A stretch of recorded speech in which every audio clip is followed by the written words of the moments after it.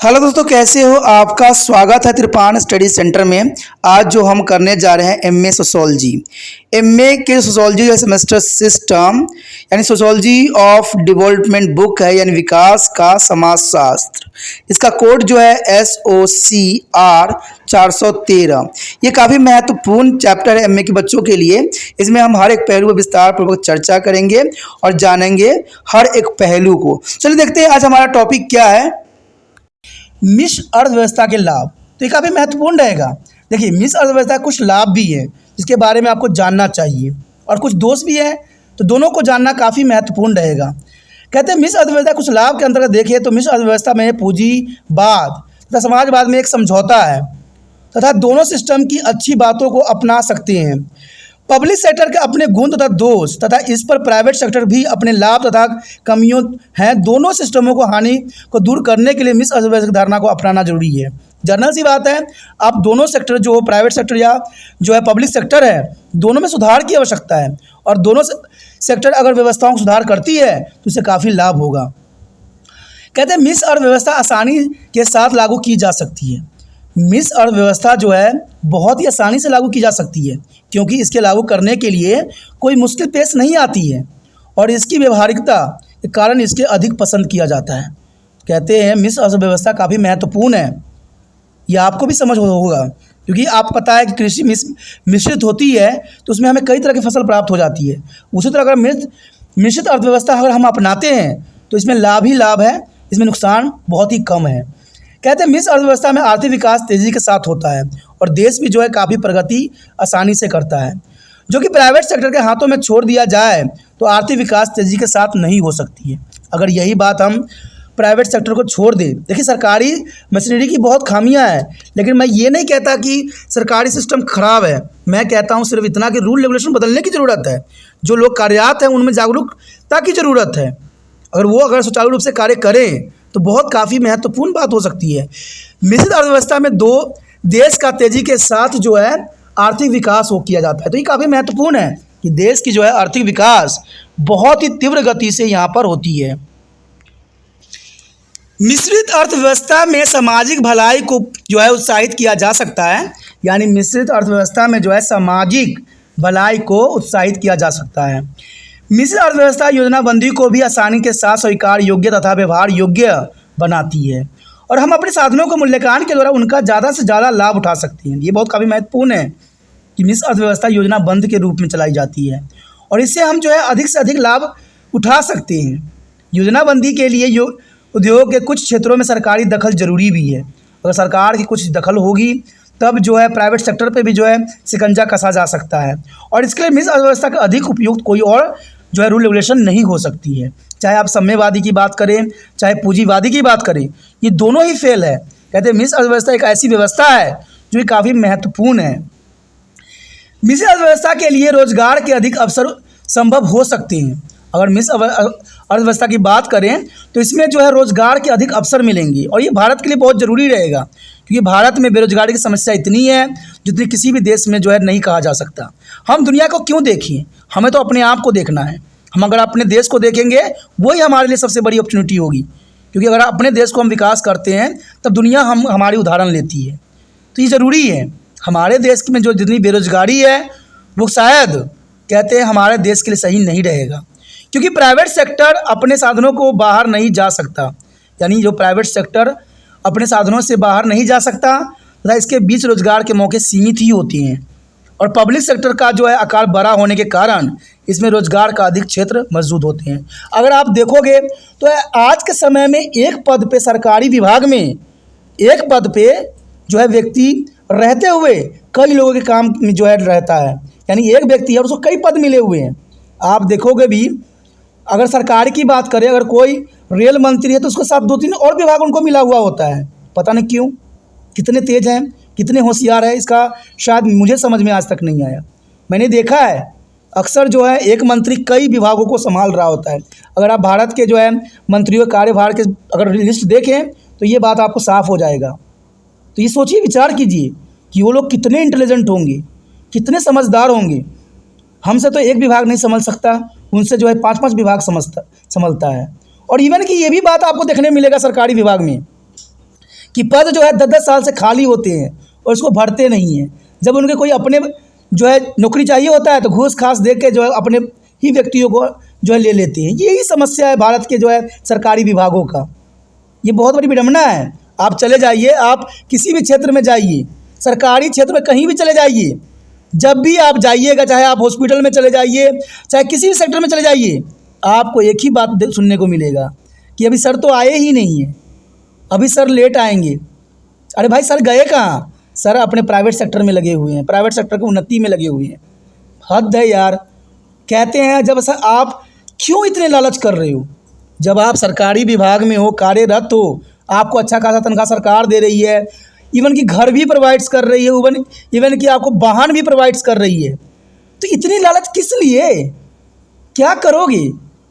मैं तो कहता हूँ सरकार को ऐसे ऐसे लोगों को पे ना जो कहते हैं हर दिन जो है छापा डालने चाहिए, और आय से अधिक अगर संपत्ति मिलती है तो जब्त कर लीजिए। लेकिन सरकार भी बहुत तेज है, वो कहते हैं ना दूसरे पर करती डालती, कभी कभी इक्का दुक्का पे डालती, सब पे डालिए तब पता लगेगा आपको ज़मीनी हकीकत क्या है।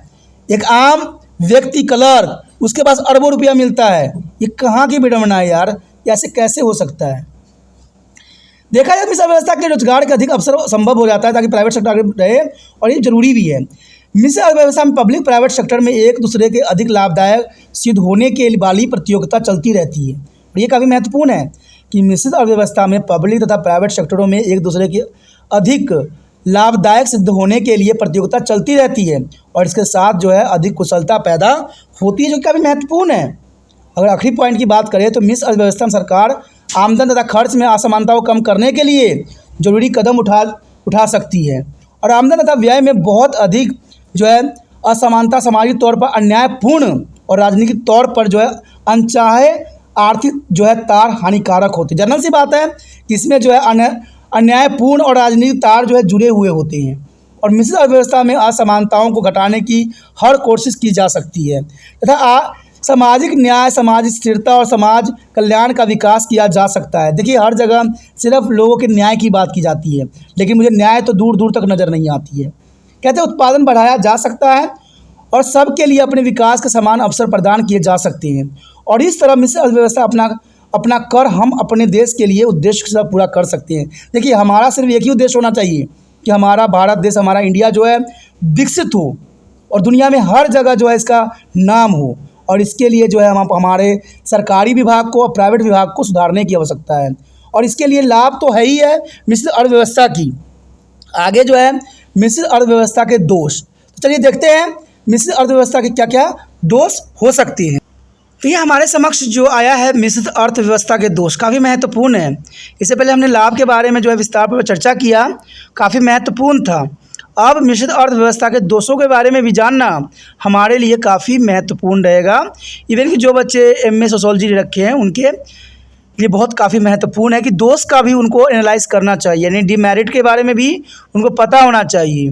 कहते हैं यह बात मानने योग्य है कि अर्थव्यवस्था में सरकार कई बार जरूरी रोल का जो है अतिक्रमण कर जाती है। बात सही है कि अर्थव्यवस्था के अंतर्गत सरकार जो है कई बार देखने को मिला है कि जो रोल सरकार को निभाना चाहिए सरकार उससे जो है पीछे हट जाती है, और कहते हैं वो कार्य सुचारू रूप से हो नहीं पाती। तो इसमें सबसे बड़ी दोष के रूप में देखा जा सकता है। तथा प्राइवेट सेक्टर कुछ वह जो है सहूलतें प्रदान नहीं करती है जिसके आर्थिक विकास के लिए आवश्यक समझा जाता है। सरकार को पब्लिक और प्राइवेट में एक जरूरी संतुलन लगाना चाहिए, पर कई बार यह संतुलन बिगड़ जाती है तथा इस तरह मिश्रित अर्थव्यवस्था में कुछ दोष भी पाए जाते हैं। देखिए ये दोष होना स्वाभाविक रहती है क्योंकि डीमेरिट को हम नज़रअंदाज नहीं कर सकते, लेकिन बात है कि अगर लाभ किसी चीज़ की अधिक होती है और उसके नुकसान कम होते हैं तो वो फ़ायदेमंद रहती है, क्योंकि हम जानते हैं अगर एक सिक्का का एक साइड अगर हम बना रहे हैं तो दूसरा साइड ऑटोमेटिक बन जाती है। यानी देखा जाए तो मिश्रित अर्थव्यवस्था के अगर हम लाभ की बात करते हैं तो उसके साथ दोष जो होती है, डिमेरिट जो होती है, वो अपने आप ही जुड़ जाती है। लेकिन ये तब कदाचित उचित मानी जाती है जब लाभ अधिक हो और दोष कम हो। तो आप स्वयं ही यहाँ पर एनालाइज कीजिए कि हमने लाभ अधिक प्राप्त किया है कि इसकी दोष अधिक है, और तभी आप एनालाइज कर सकोगे कि मिश्रित अर्थव्यवस्था उचित है या अनुचित है। देखा जाए पहले पॉइंट की तरफ अगर हम बात करें तो दोनों सेक्टरों के बीच जो है असहयोग होती है। दोनों सेक्टरों के बीच जो होता है असहयोग की भावना नज़र आती है, ये बहुत बड़ा दोष है, यानी non cooperation between two sector. देखा जाए तो पूंजीवाद तथा साम्यवाद का आर्थिक विकास के प्रति जो है दृष्टिकोण आपस विरोधी है, तथा दोनों का इकट्ठे अस्तित्व में रहना बहुत ही मुश्किल है। प्राइवेट सेक्टर का मुख्य उद्देश्य प्राइवेट में लाभ होता है, जबकि पब्लिक सेक्टर का मुख्य उद्देश्य सामाजिक भलाई होता है। यानी देखा जाए सरकार की तरफ से जितनी भी कदम उठाई जाती हैं, सारे के सारे जो है जनता के हितों को साथ में रख के उठाए जाते हैं। यानी देखा जाए तो यहाँ पर जो पब्लिक सेक्टर है वो काफ़ी महत्वपूर्ण स्थान रखता है, और प्राइवेट सेक्टर तो आपको पता ही है कि प्राइवेट सेक्टर में जितना लाभ हो वो उसके लिए उतना ही महत्वपूर्ण है। लेकिन आज के समय में पब्लिक सेक्टर जो है कहते हैं वो स्थान ग्रहण नहीं कर सकती है जो प्राइवेट सेक्टर कर सकती है। मैंने आपको एग्जाम्पल भी बताया था कि अगर आप सरकारी स्कूल में जाइए और प्राइवेट स्कूल में जाइए, वहाँ दोनों जगह के बिहेवियर को देख के आप एनालाइज कर सकती हो कि सबसे बेस्ट जो है प्राइवेट सेक्टर रहती है। या आप किसी सरकारी बैंक में चले जाओ या प्राइवेट बैंक में चले जाओ, वहाँ पर एनालाइज करके देखिए, आपको स्वयं ही समझ में आ जाएगा कि सरकारी सेक्टर बेटर है या प्राइवेट सेक्टर है। जनरल सी बात है दोस्तों, ये बहुत बड़ी इंपॉर्टेंट बात है। कोई काम करवाना होता है सरकारी में तो हमारी चप्पलें घिस जाती हैं, और वही हमें प्राइवेट में जो है चंद सेकंडों में हो जाती है। अब बेशकली प्राइवेट सेक्टर का लाभ कमाना होता है, बेशकली 1-2 रुपया एक्स्ट्रा लेते हैं वो, लेकिन समय पे काम रह जाता है। लेकिन सरकारी अगर काम सिर्फ सरकारी में ही होती है तब आपके लिए सर दर्द बढ़ जाता है। कभी आप पहचान पत्र बनाने जाइए, कभी आप कुछ बनाने जाइए, कभी कुछ डॉक्यूमेंट बनाने जाइए, वो भी सरकारी। तो जनरल सी बात है, सबसे पहले तो वहाँ पर आपको एक दलाल मिलेगा जो ये कहेगा कि आपका काम जो है हम कुछ ही दिनों में, 2 ही दिन में, 1 दिन में करवा देंगे, और जो काम कुछ समय में हो जाना चाहिए इसके लिए आपको जो है महीनों इंतज़ार करना पड़ेगा। लेकिन वही अगर आप दलाल को कुछ रिश्वत दे देते हो या वहाँ पर बैठा हुआ कोई व्यक्ति है और उसको दे देते हो पैसे, तो जनरल सी बात है वो 1-2 दिन में काम हो जाता है। तो आप समझ सकते हो कि सरकारी सेक्टर की कितनी जो है यहाँ पर खामियाँ आज नज़र आ जाती है, और ये बहुत सच्चाई है। वहाँ पर जो दलाल भी बैठे होते हैं वो बड़े बड़े अफसरों से मिले हुए होते हैं, और उन दोनों की कमीशन होता है। वो कहते हैं आप लोगों को फंसाइए, फिर काम तो देखिए काम कौन करता है, अफसर ही करता है। लेकिन अफसर जो है सीधे तौर पे पैसा नहीं लेता है, उसके लिए वो दलालों को बाहर खड़ा कर रखा होता है, और ये सब सरकारी विभाग में देखने को मिलता है। अगर आपको ये बात गलत लगता है, आप किसी भी सरकारी दफ्तर में चले जाइए, आप वहाँ पर परेशान नहीं हुए तो देखिए क्या, मुझे बताइए कि आप सरकारी सेक्टर में गए और बहुत ही आसानी से आपका काम हो गया, फिर मैं जानूंगा कि भारत जो है बदल गया है। लेकिन ऐसा नहीं देखने को मिलेगा दोस्तों, ये सच्चाई है। मैं खुद ही इन चीज़ों से जो है 2-4 हाथ कर चुका हूँ, इसलिए मुझे ये अनुभव है, मैंने भी देखा है। इवन कि मैं ये नहीं कह रहा हूँ कि शहरों में ही यही प्रॉब्लम है, गाँव में भी यही प्रॉब्लम है, हर क्षेत्र में है। मैं भी जब गाँव गया था तो वहाँ पर जो है मुझे जाति प्रमाण पत्र बनाना था, बनने में 1 महीना लगना था। लेकिन जैसे एक व्यक्ति से मुलाकात हुई, उसने मुँह बहुत बड़ा खोला और मुझे उस समय अर्जेंट थी, तो मैं क्या करता। कहते हैं अगर मैं उनसे बहुत रिक्वेस्ट किया फिर भी वो ना माने। लेकिन कुछ समय के बाद मुझे एक व्यक्ति मिला, पता नहीं किसने भेजा, कौन व्यक्ति था, डायरेक्ट उन्होंने जो 2,000 रुपये की मांग की और कहता है कि हम 2 दिन में ही आपको बनवा के दे देते हैं। अब मजबूरी में लोग क्या करें, मजबूरी में लोग क्या करें। अब साइन भी उसी व्यक्ति का है, स्टम्प भी उसी व्यक्ति का है। जब मैं रिक्वेस्ट करने गया तो वहाँ पर डायरेक्ट हाथ खड़ा कर दिया कि भाई ये सरकारी प्रोसीजर है, आपको जो है महीने भर इंतज़ार करना पड़ेगा उस डॉक्यूमेंट के लिए। लेकिन जैसे मैंने 2,000 उस व्यक्ति को पकड़ाया, मुझे अगले दिन 2 दिन के बाद जो है मेरे हाथों में वो जो है सारे डॉक्यूमेंट बन के मिल गए। अब सोचिए, विचार कीजिए कि हमारे देश में क्या सिस्टम चल रही है। अगर ऐसा सिस्टम रहा तो क्या भारत तरक्की कर पाएगा? क्या भारत विकसित हो पाएगा? क्या भारत में इस तरह से करप्शन रहेगी तो क्या दुनिया चल पाएगा? भारत हमारा क्या आगे बढ़ेगा? समता कभी नहीं बढ़ पाएगा। और यही बात यहाँ पर जो है मिस अर्थव्यवस्था की बात आती है। मिस अर्थव्यवस्था का अंतर ये होता है कि हम प्राइवेट और जो है गवर्नमेंट सेक्टर को दोनों को मिला दें। ठीक है, इसका ये अर्थ होता है अगर मान लीजिए सरकार तनख्वाह दे रही है आधा, आधा प्राइवेट दे रही है, तो प्राइवेट वाले तो भाई काम निकलवाते हैं, जनरल सी बात है, और सरकारी वाले पैसे देने पर लगे रहते हैं। तो इन दोनों का अगर तालमेल बन जाता है तो लोगों की आधी से अधिक जो है मुसीबत दूर हो जाती है। आज देखा जाए भारत में सबसे बड़ी जो प्रॉब्लम है वो है करप्शन की। आज कहीं भी चले जाइए, बहुत से मंत्री लोग बेशकली कहते हैं आप वीडियो बनाइए हम उस पर एक्शन लेंगे, लेकिन भाई हम आम व्यक्ति को थोड़ी वीडियो बनाएंगे। बनाइए अब गवर्नमेंट वाले व्यक्तियों की। करप्शन कौन ले रहा है? आम व्यक्ति नहीं ले रहा है। आम व्यक्ति तो 2 वक्त की रोटी में लगा रहता है। करप्शन लेता है वो अमीर व्यक्ति जो सरकारी विभाग में है, कोई अफसर है, वो करप्शन लेता है। आप किसी भी अफसर का एनालाइज कर लीजिए, कहते कुछ ही दिनों में उनके लाखों करोड़ों का जो है संपत्ति आ जाती है। और ये संपत्ति सिर्फ वो अपने नाम से नहीं लेते हैं, अपने नौकर के नाम से लेंगे, अपने कुत्तों के नाम से लेंगे, अपने कहते हैं अपने पड़ोसियों के नाम से लेंगे, अपने पता नहीं किस किस से नाम से लेंगे कि उनका जब एनालाइज किया जाए तो उनका दूर दूर तक नाम ना आए। अब देखिए जानवरों के नाम से भी वो जो है प्रॉपर्टी लेते हैं। ये कहाँ की नाइंसाफ़ी है, कहाँ की बात है? और भारत कहते हैं हम गरीब देश है। मेरा विचार अगर करप्शन भारत से हट जाए तो जर्नल सी बात है, भारत में गरीबी कभी भी जो है सर नहीं उठा सकती, अगर सब चीज़ सुचारू रूप से हो तो। लेकिन सुचारू रूप से होगा कहाँ? हर कदम पे तो आप लोगों को लालच की पिटारा दी जाती है, आप हमें जिताइए, आपको हम पानी फ्री करेंगे, बिजली फ्री करेंगे, आपको हम रोजगारी भत्ता देंगे, आपको हम लेबर कार्ड बनाएंगे, आपको बीमारी के लिए पैसे देंगे। अरे भाई कितनी लालच दे रहे हो? जर्नल सी बात, अगर इन विभागों में अगर आप थोड़ी सच्चाई ले आओ ना और थोड़ा अच्छाई ले आओ।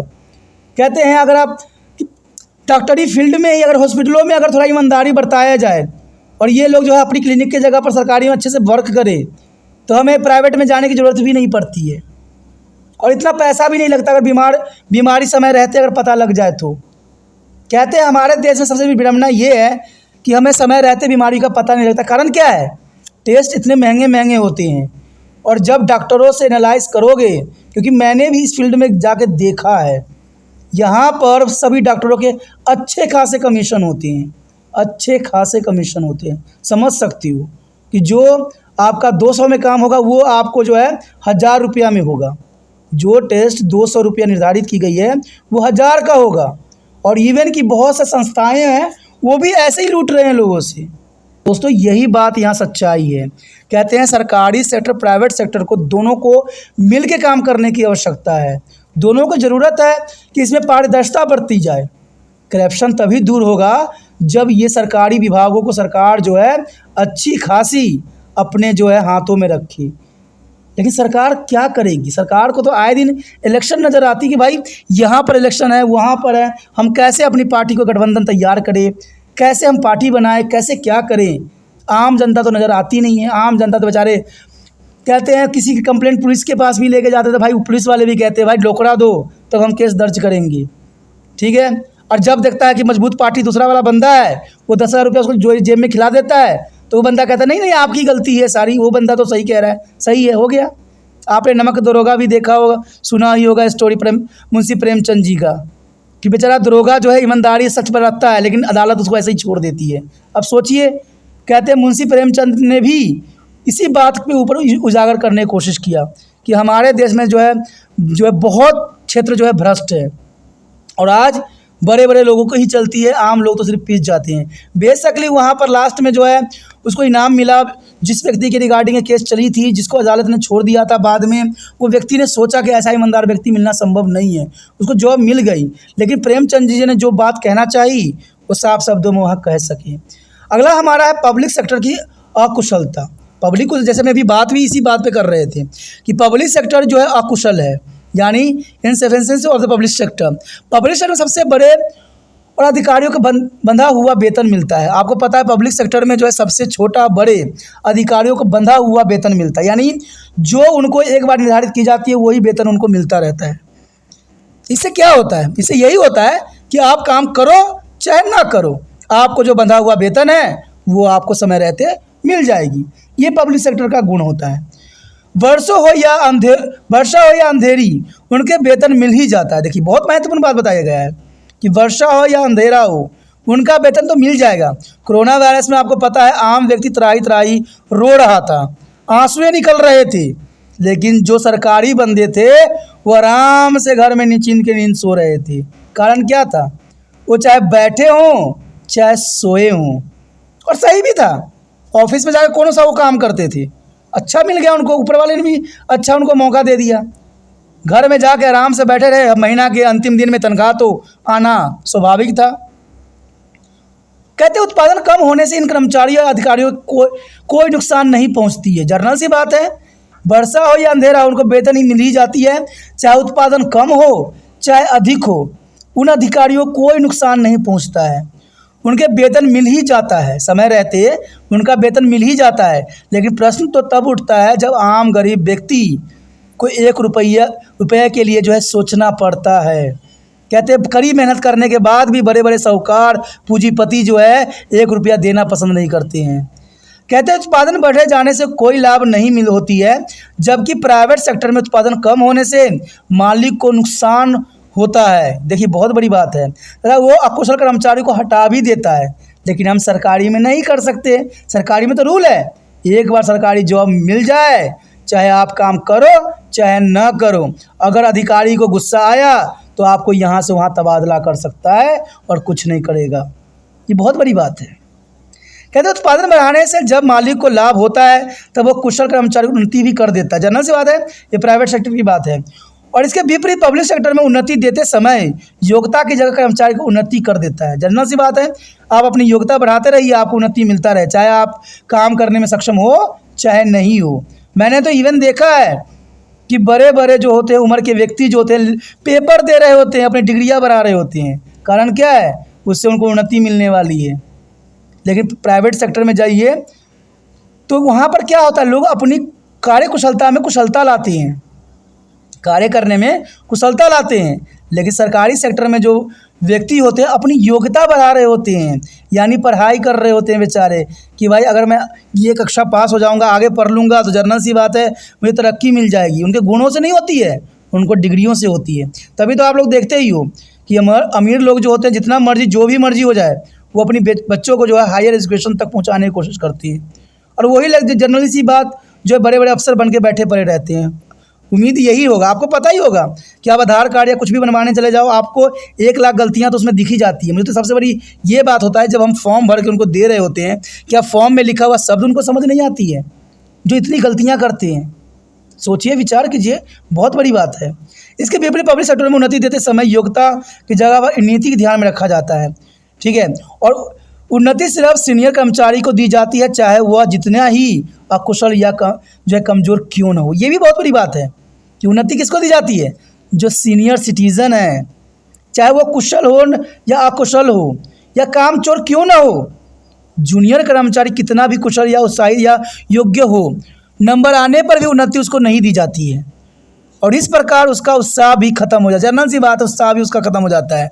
यही होता है, बड़े बड़े लोग अफसर बनते हैं, वो कहते हैं कि हम अच्छा से अच्छा करेंगे, लेकिन उसको उन्नति के नाम पे कुछ नहीं मिलता। तो बाद में देखते ही हो IPS IAS अफसर भी बेचारे सब ठप बढ़ जाते हैं। मैंने देखा है, अगर आप फिल्मों में देखो, जैसे कोई IPS बनता है, जैसे कोई जो है मुख्यमंत्री बनता है, आप लोग नई फिल्म देखी ही होगे। इवन कि आपने देखा होगा कोई कहते हैं काउंसलर भी बनता है, तो बड़ा ही एक्शन करके दिखाता है और ऐसा काम करके दिखाता है कि फिर राज्य को हर्ष गर्व होती है। लेकिन क्या ये फिल्म में ही होता है? वास्तविक जीवन में क्या इसका कहीं भी अर्थ नहीं है। होना चाहिए ना। फिल्म भी हमारी क्या करते हैं, यही बुराइयों को दिखा रहे होते हैं कि हमारा कितना बुरी सिस्टम है। और ये फिल्में जो दिखाई जाती है वो बहुत ही लोग ध्यान से देखते हैं, और आपको पता है वो करोड़ों रुपया कमाते हैं, लेकिन लोगों के पास ज्ञान नाम की चीज़ तो आती नहीं है। ये बहुत बड़ी बात है। ठीक है, कुशल के साथ काम न करने पर पब्लिक सेक्टर कर्मचारी को जल्दी जल्दी सजा नहीं दी जा सकती। जनरल सी बात है, कुशलता के साथ काम न करने पर पब्लिक सेक्टरों के कर्मचारियों को जल्दी से जल्दी सजा नहीं दी जा सकती, जनरल सी बात है। और इस तरह पब्लिक सेक्टर के कर्मचारी उत्साह के साथ काम नहीं करते हैं, कोई भी काम जो उत्साह के साथ नहीं करते। जैसे मैंने पहले ही बता चुका हूँ, काम के लिए बैठते हैं, लंच टाइम पर चाय टाइम होती है, लंच टाइम होती है, बच्चे के लाने का टाइम होता है, फिर चाय टाइम होती है, फिर छुट्टी का टाइम होता है, इससे उनका समय निकल जाता है। अक्सर देखा गया कि पब्लिक सेक्टर के उद्योग हमेशा हानि में ही चलते हैं, तो चलेंगे ही। देखा जाए तो सरकारी जितने भी फैक्ट्रियाँ सब होती है, सब के सब हानि में ही चलती हैं। और यहाँ तक कि अपना खर्च भी आप नहीं चला सकती, इस तरह सारा सरकारी धन खत्म हो रहा होता है। तो ये बात सच्चाई है। आप रास्तों की ही बात कर लीजिए, अगर रोड बनाया जाए, अच्छे से बनाया जाए, तो एक रोड की कम से कम जो है 5 साल की जो है लाइफ होती है। लेकिन बड़ी अफसोस तो तब होती है कि कहते हैं 1 महीना पहले बना हुआ रोड दूसरा महीना आते आते बड़े बड़े गड्ढे हो जाएं और उसका सामान जो है किनारे में नज़र आए, तो सोचिए कितनी जो है यहाँ पर ईमानदारी बरती गई हो। बहुत बड़ी बात है ना। कोई पुल जो है 5 साल से बना दिया गया है, लेकिन रास्ता आज तक नहीं बना पाई। तो कारण क्या है? यही है सभी के कारण कि ये लोग जो होते हैं सिर्फ सरकारी कामों में आलस्य बचत बनाते हैं। और आपने कई फिल्मों में देखा ही होगा कि वो लोग पहले उनका फिट होता है, सभी चीज़ों का कमीशन फिट होता है। अगर सरकार की तरफ से 5 लाख रुपया मिला है रोड बनाने के लिए, तो 1 लाख तो अफसर को मिलता है, 2 लाख रुपया अफसर को मिलता है, ठीक है। 1 लाख छोटे मोटे कर्मचारियों को मिलता है, 2 लाख जो होता है उस टैक्स को मिलता है, ठेकेदार को मिलता है। और 2 लाख में से ठेकेदार जो है सिर्फ 1 लाख का काम कराता है और 1 लाख जेब में रखता है। तो हो गया करप्शन। तो कहाँ से सरकारी सेक्टर आगे बढ़ेगा? तो ये जो है सबसे बड़ी जो है यहाँ पर अवगुण है ये, ठीक है। उसके बाद आता है भ्रष्टाचार। जैसे आपको पता ही है, भ्रष्टाचार तो मैं हमेशा ही बात करता हूँ। भ्रष्टाचार जो है पब्लिक सेक्टर में कई उद्योगों में भ्रष्टाचार भी चलता है। और उन्होंने देखा कि कोई भी सामान खरीद के असल मूल्य के ज़्यादा बिल बनवा लिया जाता है। ये तो आम बात है, हर जगह ऐसा होता है। मैंने भी कई जगहों पे देखा है कि लोगों को अपने काम से जाना होता है और वो लोग सरकारी बिल पास करवा लेते हैं कि हम तो सरकार के काम से जा रहे हैं। और होता ऐसा ही है। सरकारी विभाग में आप चले जाइए, बड़े बड़े अफसर भी करते हैं, उनको दिल्ली के शहर करना होता है, वो सरकारी काम से कहते हैं भाई सरकारी काम से हम जा रहे हैं, पूरा एरोप्लेन के जो टिकट उड़कट सब सरकारी बन के आ जाती है। तो हो गया ना करप्शन की सबसे बड़ी जो है यहाँ पर। और सारे के सारे बिल मनमाना बनवाते हैं, जितना मर्जी जो दिल चाहता है वो डलवा देते हैं और अच्छा खासा जो है वो पैसा इसी से ही बना लेते हैं। ये सबसे बड़ी जो है हमारे देश में भ्रष्टाचार की सबसे बड़ी बुराई है। ज़्यादा धन जो है अधिकतर कर्मचारी जेब में चला जाता है। जर्नल सी में जैसे मैं बताता ही हूँ कि सब के सब धन जो है अधिकारियों के जेब में चला जाता है और कई बार उत्पादन या अन्य सामान भी अधिकारी अपने घर में ले जाते हैं तथा इस तरह जो है भ्रष्टाचार के कारण पब्लिक सेक्टर उद्योग लाभ नहीं कमा सकते हैं। तो ये काफ़ी महत्वपूर्ण यहाँ पर पॉइंट था। आगे देखा जाए तो प्राइवेट सेक्टर कम महत्व, काफ़ी महत्वपूर्ण है। देखा जाए तो दूसरी तरफ अगर हम बात करें सारे महत्वपूर्ण उद्योग जो है पब्लिक सेक्टर के आगे जाते हैं और प्राइवेट सेक्टर में लगाए जाते हैं तथा प्राइवेट सेक्टर में कम महत्व के उद्योग लगाए जाते हैं। इस तरह पब्लिक सेक्टर को कम महत्व दिया जाता है। आगे जो हमारे समक्ष आया है निष्कर्ष, देखिए मिश्रित अर्थव्यवस्था के गुण तथा दोष पर विचार करने के बाद इस निष्कर्ष पर पहुंचते हैं कि मिश्रित अर्थव्यवस्था आर्थिक विकास के लिए लाभदायक है तथा यह पिछड़े हुए देशों के विकास में काफ़ी महत्वपूर्ण जो है सहायक सिद्ध हो सकता है। जरूरत दोनों सेक्टरों में आर्थिक शक्ति की जो है उचित विभाजन है और कुछ दोषों के बावजूद भी भारत में अर्थव्यवस्था काफ़ी सफलता के साथ चल रही है और दोनों सेक्टर जो है भारतीय अर्थव्यवस्था में मूल्यवान योग्य दे रहे हैं तथा ये योगदान के चलते भारतीय अर्थव्यवस्था काफ़ी सफलता से चल रही है। सच्चाई यह है कि पब्लिक और प्राइवेट सेक्टर अर्थव्यवस्था की 2 जरूरी कड़ियाँ हैं तथा दोनों ही मजबूत किए जाने चाहिए तथा ठीक तरह से काम करते होने चाहिए। दोनों में पूरा सहयोग होना चाहिए, बहुत ज़रूरी है। और यह भी याद रखना चाहिए कि मिश्रित अर्थव्यवस्था किसी स्थिति और फ्रेमवर्क में काम नहीं कर सकता है और यह परिवर्तनशील धारणाएं हैं तथा दोनों सेक्टरों में उचित संबंध होने चाहिए तथा यह संबंध विकास करते रहना चाहिए कि दोनों में जो है तालमेल होना बहुत ही ज़रूरी है। और यह भी देखना चाहिए कि दोनों सेक्टर विरोधी उद्देश्य के अधीन काम न करें, यानी दोनों जो है एक दूसरे के सहयोग की तरह करें, न कि विरोधी की तरह। और दोनों सेक्टरों को जो है समूचे रूप से अर्थव्यवस्था के हित में काम करना चाहिए तथा यह स्वार्थी हितों के लिए नहीं। स्वार्थ हित के लिए अगर काम किया जाता है न तो देश तरक्की करेगा न उनकी तरक्की होगी। पब्लिक सेक्टर का प्रबंधन सुधारा जाना चाहिए ताकि वह कुशलता के साथ चल सके तथा घाटे में न चले।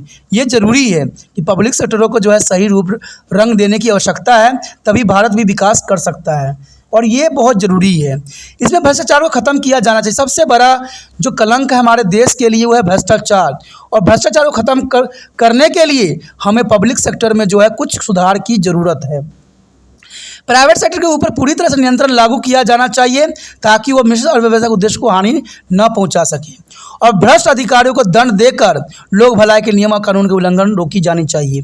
कहते हैं मेरा तो यही रूल रेगुलेशन है कि जो भ्रष्ट लोग हैं उनकी जांच पड़ताल होनी चाहिए और भारत से जो है भ्रष्ट लोगों को हटाना चाहिए, तभी जो है भारत जो है एक अच्छा देश बन सकता है, एक विकसित देश बन सकता है और इसका जो है हर जगह जो है डंका बज सकती है।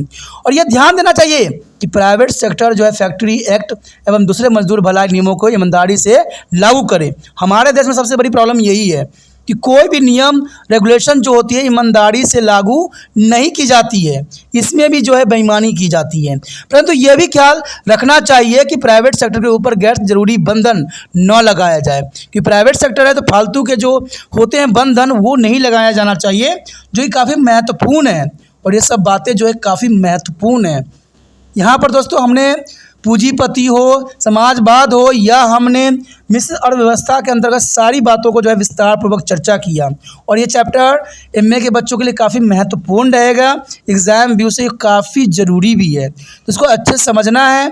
मेरा तो विचार है अगर आप 2 बार वीडियो समझ लेते हो, देख लेते हो, तो आपको माइंड में पूरा क्लैरिटी आ जाती है। रीजन्स क्या है? ये हमारे समाज की समस्या है जो आपको समझते हो, और मैं तो कहता हूं कि समस्या आप लोग आगे चल के शायद सुधार सकते हो। यही आशा सदैव त्रिपाण स्टडी सेंटर रखता है, और यही मेरे लिए गुरु दक्षिणा भी होगा कि आप जो अच्छे नागरिक बनो, देश की भलाई करो और देश की प्रगति में अपना विशेष योगदान दो। ठीक है, ये बहुत ही महत्वपूर्ण टॉपिक थी जो हमारा यहाँ समाप्त हो जाता है।